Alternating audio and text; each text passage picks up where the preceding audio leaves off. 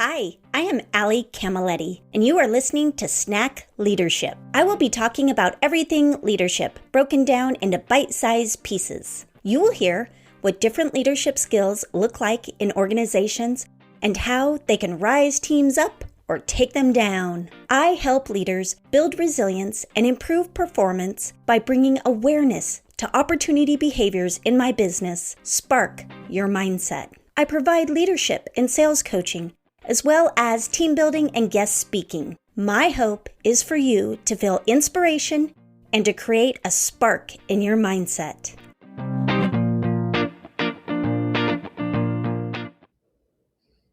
Hi, everyone. Today we are talking about clarity.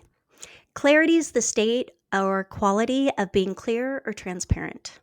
Stan Gibson is a corporate executive turned author, entrepreneur, speaker, and success coach of Oxygen Plus. He is a longtime corporate real estate executive with over 35 years of leadership with Fortune 500 firms.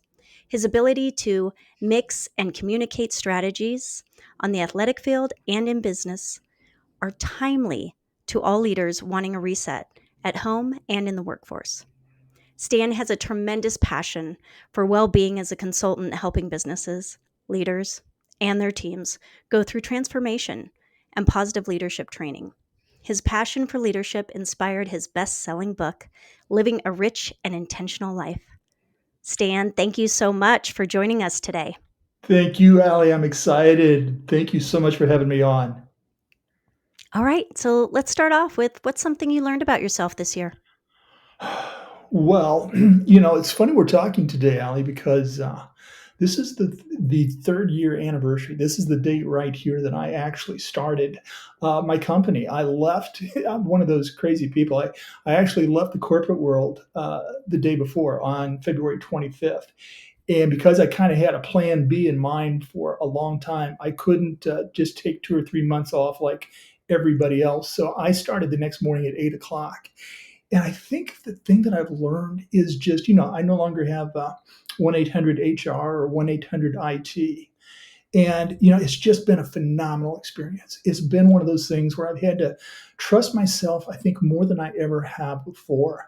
Not worry about putting yourself out. Clients don't come to you. You got to go to them. You got to be authentic. You really just have to practice what you preach. And I think I had a boss one time that said, I left the corporate world and I spent 6 months finding my soul. Well, maybe it's taken me 3 years, Allie, but I tell you what, I found it and I'm just having a great time. I love that. Entrepreneurship is so interesting. It really is.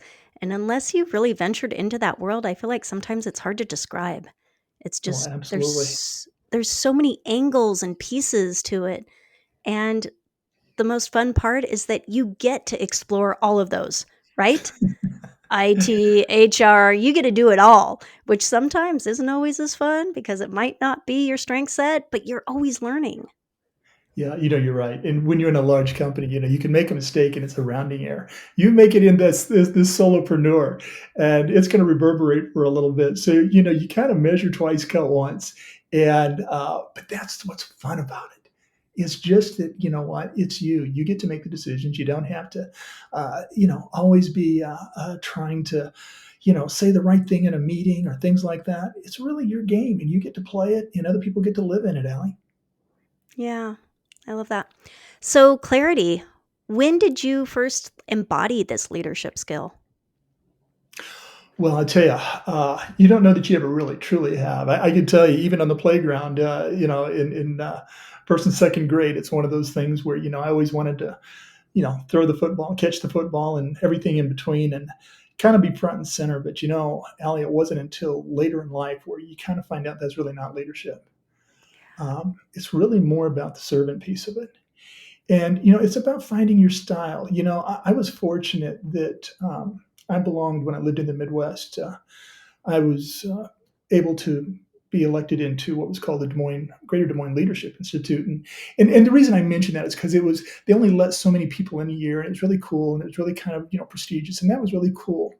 But when I got in, then my peers elected me to go on the board, and I thought, hey, well, that's cool. So I must be a leader.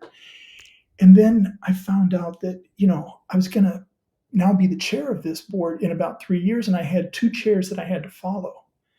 And their styles, Allie, were totally different than mine. And while this Greater Des Moines leadership was really there's only so many people, and it had been going on for a long time, and you don't upset it. I was following two leaders that knew nothing else but to upset it. They had this different style. It wasn't bad. In fact, it Yeah. was great, just not my style. So they spent 2 years saying, why are we only letting 45 people in a year? We should be letting 200 or 300 in. And the board just went crazy. The town went, everybody was up and just upset about that we were going to change this well-oiled machine and try something different. So by the time it came around for me to be the chair, the board was just totally frustrated. It was divided in 6 different ways. And the nice thing was this, Allie, I never would have been the type of leader that would have taken the steps to make the changes the other two did. And it was the right thing to do. But I was the right person to get the board back together, unsplintered, take them all to breakfast individually, find out what it's going to take to make this thing successful, put egos aside. And that's really when I started to see, there is no one right answer to being a leader. It just so happened in this situation, I was in the perfect line of succession to move it from just totally turning it upside down to somebody who could kind of put the personalities together and make it happen. And that just leads me to the concept that I really go by, which is there really are never any mistakes. Yeah, well, there's. I'm not sure where you would go with that, Allie, but I always felt like I was making 1,000 mistakes, and I think as leadership, when you start to think you got it figured out, is when you really need to go back and really rethink it. And life's an open book test, and that's what's great about it. Because even if you don't have it figured out, I will tell you, even as a consultant, as a coach, I have really embraced AI. Everything about it. I don't care what it is. I know one thing. I know it can help me on the IQ side, but it can't replace the EQ. It can't Yeah. replace the emotional intelligence. So life is an open book test. We can get the answer. IQ is not as important. EQ is. And so that's Y- where I just think that it's really tremendous to have. You can change your leadership style if you like, because we can always get help changing from an EQ perspective. Yeah. Well, and the mistakes piece for me is you're always learning. There's always Mm, gifts in anything that happens. There's always a gift in it. And so when people talk to me about like, what's your biggest mistake? And I'm like, oh, I don't know if I have one because the growth to me is more important I love than the that. idea that it was ever a mistake. I love that. So, what have you witnessed when you've worked with companies and you feel like clarity is really strong in the leadership? It's interesting. I spent 13 years with Wells Fargo before I left the corporate world, and I was obviously there was some problems there, and that was a company, Allie, that had the best brand in the world. I mean, back in the 1800s, if you wanted something shipped gold from East Coast to West Coast, there's only one number you couldn't call a number, but there's only one company you asked, and that was Wells Fargo. And it wasn't until profits, 150 years later, started coming before just good, well-intentioned brand. And so during that tenure, we actually went through 3 or 4 different leaders, and there were good ones, Allie. In fact, again, it maybe goes back to our conversation. I think the CEO that was in place when all this happened, he was a great guy. The problem is he was a great guy and let things go Hmm. on that Yeah. shouldn't have went on. And then we had leaders that come in, and I'll tell you what, they totally embraced people, and it was what I call a people centric culture. And I thought it was fantastic. Unfortunately, some of these leaders were still a little bit too close to some of the things that went on. So, the board found a reason to go ahead and let them go. And then they brought in other people that I think their egos are still in the way. And so you never know with clarity. I think, the one thing about leadership, I always say, Ali, is you've got to have authenticity. You've got to know who you are, and you've got to know who you're not. Yeah. And it's okay to have there is no cookie cutter for the right leader. We talked about that. But to know who you are, to embrace that, I think that having that kind of clarity, when you're out there trying to be a different leader, I think you're going to get in trouble. I really do. And I think that when you can recognize who you are and who you're not, bring in other leaders who can offset your weaknesses and leverage off of. That's when I think you start to have clarity. That's when I think you start to embrace. The employees will embrace you and start to say, "I can now trust you because you're authentic. I know who you are, and you've got the humility to come to us and tell us when you're wrong." And I so agree with everything you're saying.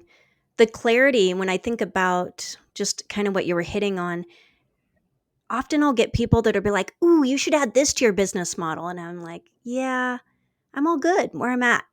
I know exactly what I'm intended to do and what I can handle." There's times when I'm like, "Whoo, it's feeling a little hot in here. I have quite the client load. I'm stretching myself a bit." But Yeah, as far as the topics that I cover and the depth that I go into, I'm in a sweet spot. And so I don't go to that place of trying to be everything for everybody. right, right. Right. I do this, I even on my website, I talk about, hey, I might not be everybody's jam, and that's okay. But one of my superpowers, Allie, is I can not only connect dots, I connect people. And that to me is, I'm sure you've heard of the book, The Go Giver. And, that's really where I think servant leadership is when you start to realize it's a big world out there. I can pass a Yeah. lot of people on to people that are much better at something than I can. And I do it with total humility now. It just doesn't matter to me because to see them grow, if it comes back, it comes back. If it doesn't, it doesn't. But I will tell you, for whatever reason, I just think the earth moves better and at a perfect rotation when you have more of a go giver mindset. Yeah. Anything you want to touch on when you've watched companies that don't have clarity besides what we've talked about today? I just think that I'm working with a few right now that they're really having to think about that people centric leadership, and they're having to think about how do you turn a profit at the same time of kind of pulling everything in. I won't go into it because I know we're on a tight time frame, but I will tell you, when I do a lot of keynote speeches, I talk a lot about playing football in college, and I talk about the fact that, my freshman year, I went to this school, and we were, I thought they were going to be a tremendous football powerhouse, and they went 1-10. And you don't keep your job if you go 1-10. And they brought in a new guy, and this new guy was so authentic, Allie, that he came and he said, "I know very little about football." And then, of course, I just scared everybody. We just came off a 1-10 season, but he knew a lot about people, Allie. And when he came to us, he said, "You know what?" And he did. He hired really good young people. Mike Shanahan was only 25 years old at the time. He has 3 Super Bowl rings. He hired really good people. And then he said something really important. He said, "Wow, I'm going to surround you with good coaches.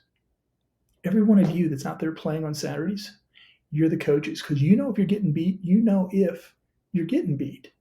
And if you don't tell us, we can't make adjustments during the game."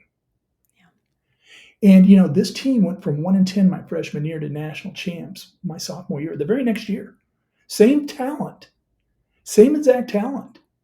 Just moved people into different swim lanes. A quarterback was a better wide receiver. A linebacker was a better edge rusher. There were a lot of reasons that this team with the same talent was able to go from worst to first. And so I believe it's that way with companies that Yes. unless you have the authenticity and you have the ability to put people in the right swim lane, I think you're just going to sit there and you're going to keep, dog paddling against Michael Phelps, and it ain't going to work. Who'd you play for? I played for Eastern Illinois University, and Okay. if people that don't know that, it's funny because after that year, then people do recognize Tony Romo. People recognize Sean Payton. He was a quarterback there. People recognize Garoppolo. Of course, Mike Shanahan I mentioned, and I could keep going down the line. So it was funny because that created a legacy of a lot of people that wanted to come play at Eastern Illinois University, which is a Division II school at the time. But it was just a pretty special place. That's awesome. Talk to me about a mentor. Who do you feel has been a mentor that helped you with authenticity and that clarity piece? Yeah, so this is going to seem a little cliche, and I apologize in advance. No, I don't apologize because it's true. I just got back from 3 weeks in the Midwest. My mom is 90 years old, Mm. and so I just helped her going through 3 weeks of radiation. And she's a, she's one of these people with a really special gift. In fact, she just cut. I just put on. In fact, I do a newsletter, and I just put it in the newsletter that comes out next week. She just cut a new CD. None of us even have CD players anymore, but she plays. She's a tremendous pianist, and she Oh, plays by wow. ear. She can't read a note. People have tried to teach her, and she can't. It's a God-given gift. And so she's got these gifts that nobody else has. She ran two ladies' clothing stores in a town of 5,000 people for 50 years. And the stories that I can tell you about, how she knew the customer, and how I always said, it was so easy to be married in this little town because on Christmas Eve, all you had to do if you were a male was stumble down to her store. She had the boxes wrapped. She knew the colors. She knew the sizes. She knew the accessories. She knew the budget, and she just knew how to treat a customer. And so there's so many different stories. And again, when I speak, sometimes I often use a lot of the stories that are just amazing. But if you had to kind of press me, I would say it's my mom, and she's just always really pushed me pretty hard. Oh, I really do love that, and I'm so sorry she's going through radiation. That She's must getting have been stronger every really day. hard. That's the wonderful thing. Again, can't keep a good woman down. She is, yeah. So she's getting stronger every day. So that's the beautiful part about it. Nice. So, a quote that you feel embodies clarity. So I've really developed my own, I guess, over the last couple of years. And one that I say to my clients or on podcasts quite a bit is when leaders learn to coach, employees learn to lead. Yep. And I really believe that, again, life's an open book test. So, the IQ is becoming a level playing field. But when you learn to coach, when you learn to ask killer questions and listen, I believe that employees all of a sudden start to grow, and we quit enabling them. And so, just to repeat that, when leaders learn to coach, employees learn to lead.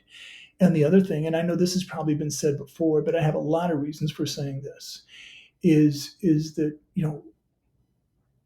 leaders need to be a little bit selfish, to be very selfless. And again, you mentioned that, I work with a lot of people a lot of my clients, not only on consulting in their business, but also the neuroscience of their health.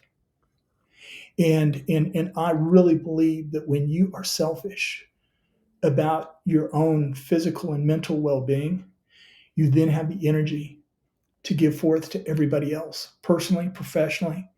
And so I really go into a lot of the neuroscience and physiological sciences around taking care of you.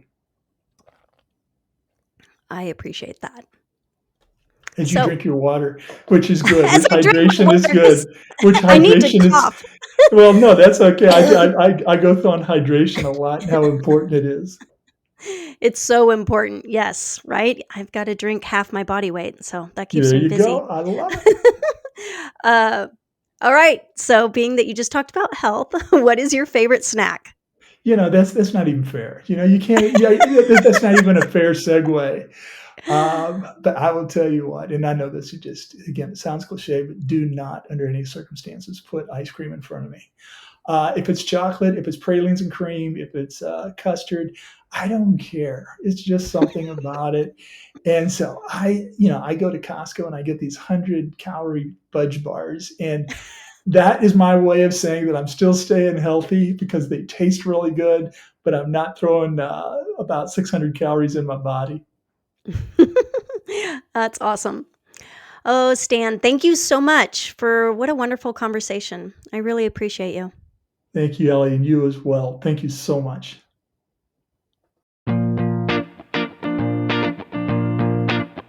Thank you for tuning in to Snack Leadership. I hope you felt inspiration, motivation, and felt your mindset spark. Snack Leadership is recorded and produced by myself, Ali Camilletti, and music by Shireen Amini.